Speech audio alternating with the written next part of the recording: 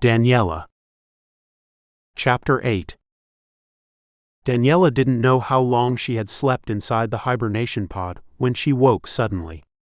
Her eyes wide. Her body stiff. She couldn't breathe. She never had problems before, only just a bit of a wheeze, but now it appeared to be especially difficult for her. She sucked in the oxygen and breathed out. She suspected it was a panic attack from being in such a small space for too long. Telling herself to calm down, she was safe now, or so she believed. When she enlisted into the space program 2.5 years before, she kept that small thing about her panic attacks from the board of astronauts interviewing her. But since they were eager to recruit women and especially human females, they passed her through their rigorous examinations and physical courses. Some tests she should never have passed even on a good day. The one thing she hated about this program and space travel, the confined spaces. But once on the space splitter, she relaxed. It was like living in a small town. The only thing she disliked was being confined for 6 months. But she had gotten used to it, but she would never get used to the space pods and the drastic way she had to abandon ship. With all the disadvantages of living in space, the space splitter had been very comfortable and one of the largest spaceships built, and the social life was off the charts. She had been happy when she had been assigned to Captain Dorian's ship. He had a reputation for being fair and liked to promote the females aboard. The advantages were the men were great-looking and handsome and well-mannered. She thought she would be able to find a husband on one of these space vessels, and they would live out their lives traveling from planet to planet, and life would be great because it wasn't that great on Earth now. Not with the constant wars and the shortage of food, and not to mention the seas were rising and the destructive forces of hurricanes and tornadoes. This was understood when she signed up, but the only problem was there were too many women, and the competition was fierce for the human males. Some of the girls were willing to share their men, but not Danielle, and that's why she remained single at 22, which was old for anyone committed to space travel. Danielle even considered some of the aliens on Ovid, but they weren't the best-looking aliens. She didn't go for the blue color all of them seemed to have, and it was the matter of the long tongues like a snake that turned her off. Some of the girls swore by their lovemaking, but Danielle wanted more, and she would say, "I didn't enlist to marry some snake charmer. I'm looking for a king." She got plenty of laughs with that statement. She also didn't enlist to be thrown out into space like an astronaut. That was the last thing she thought would happen to her. Danielle hid her claustrophobia because she didn't think she would ever have to use those hellish pods. The ship was the fastest in the universe, and therefore she never thought she would have to remain in a pod for any length of time. When her eyes opened, all Danielle knew was she had been encased in that god-forsaken capsule for far too long. Her brown eyes opened, and she looked around pushing a button, and the fused glass top rose over her head and shot up. She tried to move. A frown crossed her face. Every part of her hurt from her hair to her feet, and she couldn't move either one. "This is hard. I've never felt like this before," she whispered to herself. She blinked her eyes twice and they came into focus. She tried raising her arms upward, but they wouldn't cooperate. They were like sacks of sand. Standing looking down over her, as if she was a strange animal that had never been seen in the light until now, stood 3 tall, handsome-looking men. Well, they appeared to be men. But she couldn't be sure. The universe and the planets held many secrets and played many tricks on humans, and she didn't know many of its mysteries, and she didn't want to know.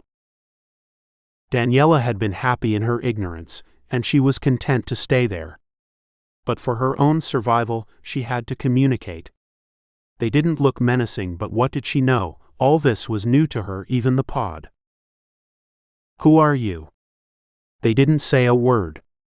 "What language do you speak?" "I speak English." "Do you speak English?" They smiled at her and showed their white gorgeous teeth as if they had seen pictures of toothpaste commercials and had copied a picture of a male model standing showing off how white his teeth had become. Peering down at her and still not speaking, One of the men extended his hand as if she was a monkey in the zoo, or a small dog that did tricks for his treats. The other two stood motionless, as if they were honor guards at the grave of the unknown soldiers. Nevertheless, she lay there, hoping they would disappear so she could get herself together, or they would come back with a translator. They wore fine gold robes with black trousers underneath, with lettering of black and gold emblems on their shoulders. The way the robe opened in the front, she could see the naked chest of all three men, and the taut muscles peeking from underneath the garments. Around their necks they wore large gold chokers with a large disc that dangled on their chest. Two of the men were of dark hair, and only one had blonde hair. They stood 6 feet, and as handsome as any men or alien she had ever seen. There were many alien life forms on the star splitter, but none the likes of these. She smiled, thinking that she could get used to this. Maybe they had never seen a woman before. That would work to her benefit, but then how did they come into being? Doesn't it take a male and a female to create? She quickly tossed that notion aside. One of the aliens strutted away with his long stride. She couldn't help but focus on his wide shoulders and taut body with long legs that seemed to never end, and within minutes he brought back something that resembled a necklace and handed it to her. Danielle smiled wide and said, "Well, I'm finally getting somewhere. They know how to treat a girl on their planet. Bringing me gifts and one made of gold is the truest way to a woman's heart," she murmured, looking up at him. "Now all I need is a few large diamonds or those emeralds," she said, touching the gems on his uniform. "I could go far away from here and live on one of those new planets. I could be a queen of a galaxy," she thought, as he fastened the necklace around her throat. When he placed and fastened the gold disc around her neck, it fit close near her voice box, almost choking her. "It's a little tight," she said, lacing her finger through it and wincing as she tried to adjust it. "Now that's better. We know it's tight, but these were made for females of our species. Their necks are smaller and their bodies are much smaller than you humans." Danielle glanced up at him. He was so tall and broad, what could their females look like? He appeared to be impressed with her full-figured body, and she wasn't a slouch in height. Almost 5'9" herself.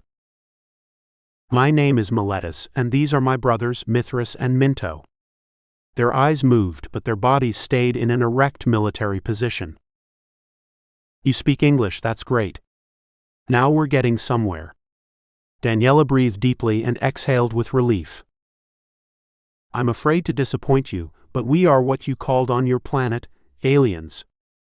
We have adjusted our frequency on your necklace to speak your language. We are from osmium. Have you heard of it?"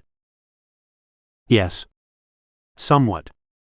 I just enlisted on the Star Splitter, and well, it's a long story. When we have time and when I know you better, then we can discuss your planet and mine," Danielle said. "Can you help me up from this damn thing? I want to walk and move about." "I wouldn't recommend that just yet. You have been traveling in that pod for 5 years and—" "What are you talking about? I just climbed into that cruel torture chamber because Captain Dorian ordered me to abandon ship." "We know. We were ordered to pick you up by King Lannis," Mithras said as Minto retrieved a robe. Millennium scooped Danielle up as Minto placed the robe on her body. In preparation for travel in the pod, she had changed into something that resembled a small 2-piece swimsuit. "What are you doing and where are you taking me?" Danielle asked Millennium. "We have been ordered to take you to the pool.